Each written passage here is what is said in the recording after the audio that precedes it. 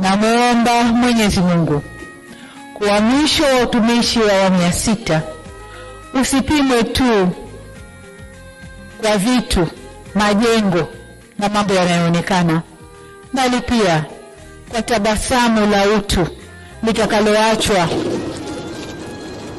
kwenye nyuso za Watanzania. Nilikuwa nasema namuomba Mwenyezi Mungu mwisho wa utumishi wa awamu ya 6 usipimwe tu kwa vitu vitakavyoachwa, bali tupimwe kwa tabasamu takaloliacha kwenye nyuso za Watanzania.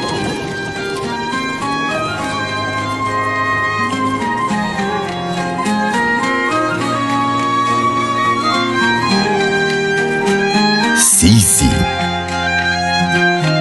ni Tanzania.